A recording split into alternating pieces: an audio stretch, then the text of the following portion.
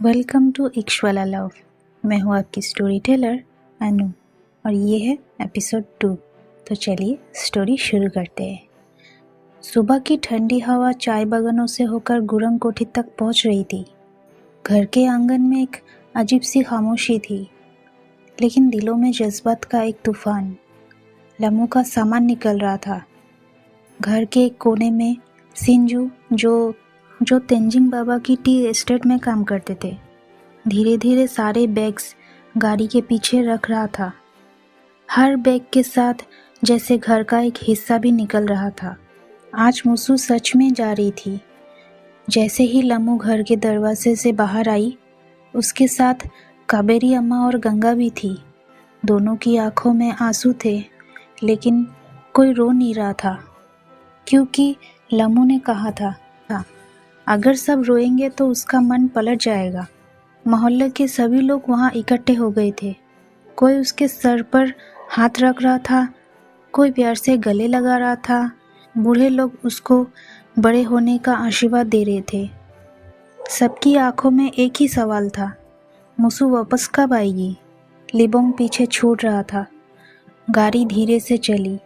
पहाड़ों से नीचे उतरती वो रोड जो बचपन में उसकी हर छोटी बड़ी यादों का हिस्सा थी, आज एक नया मोड़ ले रही थी। तेंजिंग बाबा गाड़ी की ड्राइवर सीट के बगल में चुपचाप बैठे थे। लम्मू बस बाहर देख रही थी। हर एक जगह, हर एक कोना, जैसे मन ही मन उसे अपनी यादों में बसाने की कोशिश कर रही हो। वो अपना घर, अपनी गलियां, अपना गांव छोड़ रही थी। 3 घंटे का सफ़र था, लेकिन रास्ते की हालत ख़राब होने की वजह से 3 घंटे और 45 मिनट्स लग गए। जब गाड़ी न्यू जलपाईगुड़ी स्टेशन पहुंची, गाड़ी में 2:50 हो चुके थे। स्टेशन पर भागदौड़ मची थी।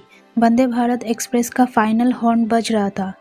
लम्मू और उसके बाबा जल्दी जल्दी अपना सामान लेकर कोच C1 तक पहुंच गए। ट्रेन छूटने से सिर्फ 1 मिनट पहले तेंजिंग बाबा ने लम्मू को अपनी बाहों में भर लिए और बोले, बेटी मैं हूं ना, कभी भी कहीं भी अगर ज़रूरत हो तो तुम जानती हो कि तुम्हारे पीछे तुम्हारे बाबा है। फिर उन्होंने माथे को चूमा और धीमी से कहा, कहीं भी रहना, खुश रहना मुसु। लम्मू एक पल के लिए बाबा से और जोर से लिपट गई। लम्मू के मुंह से सिर्फ एक ही शब्द निकला, बाबा, और फिर सब कुछ शांत हो गया। ट्रेन का दरवाज़ा बंद होने का अनाउंसमेंट हुआ और बाबा धीरे से नीचे उतर गए। जैसे ही ट्रेन प्लेटफॉर्म छोड़ने लगी, लम्मू ने खिड़की से बाबा को देखना चाहा। धीरे धीरे पहले बाबा का चेहरा धुंधला हुआ, फिर पूरा प्लेटफॉर्म ही पीछे छूट गया। लम्मू अपनी सीट तक आई। 56C1 अपना सामान ऊपर रखा और विंडो सीट पर बैठ गई। बाहर का नज़ारा देखते देखते उसके दिल में एक अजीब सी खालीपन महसूस हो रहा था। पहले जो सपना लगता था, अब एक हकीकत बन चुका था। उसने अपने बैकपैक से एक किताब निकाली, मुराकामी नॉर्वेजियन नोट। उसने पहली पेज पलटा, लेकिन पढ़ने की जगह बस एक ही बात सोच रही थी, बाबा अभी क्या कर रहे होंगे। ट्रेन तेज़ हो रही थी और लम्हू अब मुसु नहीं रही। हावड़ा स्टेशन के प्लेटफॉर्म पर उतरते ही एक अजीब सी उलझन थी। भीड़ थी, शोर था, पर उस भीड़ में भी लम्मू अकेली महसूस कर रही थी। एक सफ़ेद कुर्ता और ब्लू जीन्स पहनी, कंधे पर अपना बैकपैक लटकाए, उसकी आंखों में सपने थे, सपने जो अब सच होने जा रहा था।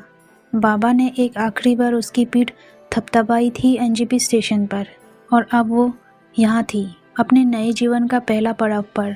जैसे ही लम्मू ने टैक्सी पकड़ी, ड्राइवर ने पीछे मुड़कर देखा। एक बूढ़ा मगर शहर के रास्ते से भली भांति वाकिफ आदमी था। सफ़ेद शर्ट पहना था, जो धूप और पसीने से ज़रा मुरझा सी गए थे। टैक्सी वाले ने पूछा, कहाँ चलना है दीदी? मेडिकल कॉलेज, हॉस्टल के सामने ड्रॉप करना। लम्मू ने अपना बैकपैक एडजस्ट करते हुए कहा।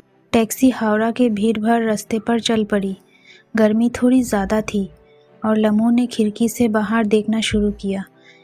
इतना रौनक, इतना शोर, दार्जिलिंग के शांत पहाड़ इससे कितना अलग थे। टैक्सी वाले ने फिर से पूछा। नए लगते हैं यहाँ। लम्मू ने मुस्कुराते हुए सर हिला दिया। हाँ, पड़ोस से हूँ, पहली बार अकेले आई हूँ यहाँ। ड्राइवर ने एक पल के लिए उसे रिव्यू मिरर में देखा। बहुत बड़ा शहर है दीदी, पर अच्छा भी है। पढ़ाई के लिए आए हो? लम्मू ने कहा। हाँ, डॉक्टर बनना है। ये कहना कितना अजीब लग रहा था उसे, जैसे कोई सपना बोलकर सच होने लगता है। ड्राइवर ने एक हल्के से ताली बजाई स्टीयरिंग व्हील पर। बहुत बढ़िया। माँ बाप भी आए होंगे? लम्मू थोड़ा रुकी। एक पल के लिए एनजेपी स्टेशन पर छोड़ते वक्त बाबा का चेहरा याद आ गया। उनका प्यार भरा हाथ अपनी पीठ पर महसूस किया और बोला, नहीं, सिर्फ मैं। टैक्सी ड्राइवर ने समझने वाले अंदाज में सर हिला दिया।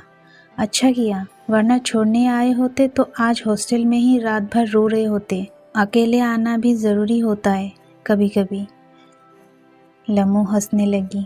यह आदमी कितना जानता था बिना जाने। बंगाली जानते हो? उसने मज़ेदार अंदाज से पूछा। लम्मू बोली, थोड़ा थोड़ा। काबेरी अम्मा सिखाती थी थोड़ा बहुत, पर फ्लुएंटली नहीं आती। ड्राइवर हंसने लगा। तो कोई बात नहीं, धीरे धीरे सीख जाओगी। कोलकाता वाले पढ़ने वालों को अपना बना लेते हैं। टैक्सी एक बड़े सिग्नल पर रुकी। लम्मू ने एक बार अपने हाथ में पकड़ी मुराकामी की किताब देखी। एक नया शहर, नए लोग, नए सपने और एक नए सफ़र की शुरुआत। पहुंच गए दीदी, ड्राइवर ने पीछे मुड़ के कहा।